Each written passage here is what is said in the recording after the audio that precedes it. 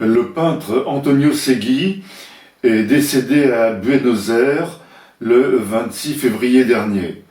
Mais c'est essentiellement en France que Segui a vécu et développé son travail.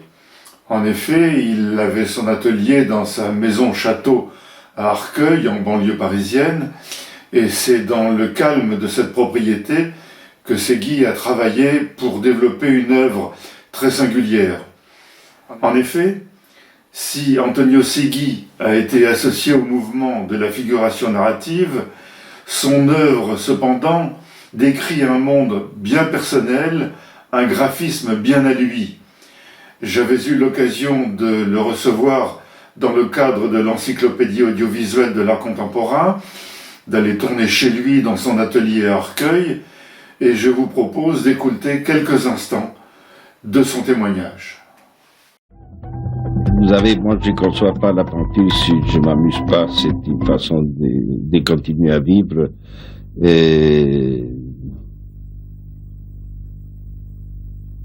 il y a l'homme, il y a l'humour, il y a un certain regard, disons, critique vis-à-vis de la société.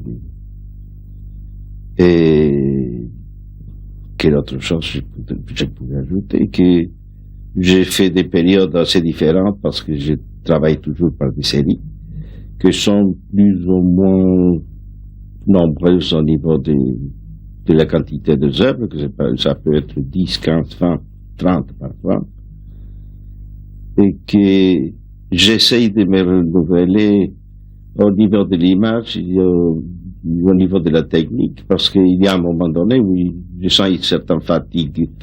Quand les tableaux commencent à sortir trop bien, je sens que l'usine apparaît, et j'ai horreur de ça. En conséquence, j'ai une période parfois que j'ai fait des pastiches pour avoir les muscles et la main en tension. Et entre-temps, j'y pense. Qu'est-ce que ça va être la série suivante? C'est aucun message dans ce que j'ai dit. Il n'y a même pas des histoires.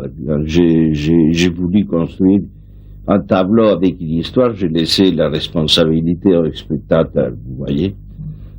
Moi-même, j'ai horreur de ça. Et parfois, il y a des éléments tels dans les tableaux que le spectateur, il peut croire que j'ai voulu faire une histoire, mais pas du tout.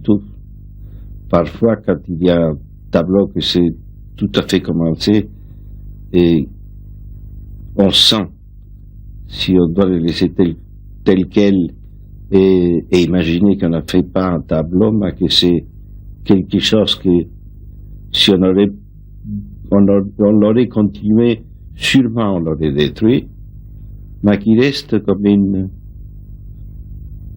pièce mineure, mais avec de la poésie, une charge, un spontanéisme que c'est difficile, que ça n'arrive pas très souvent de toute manière.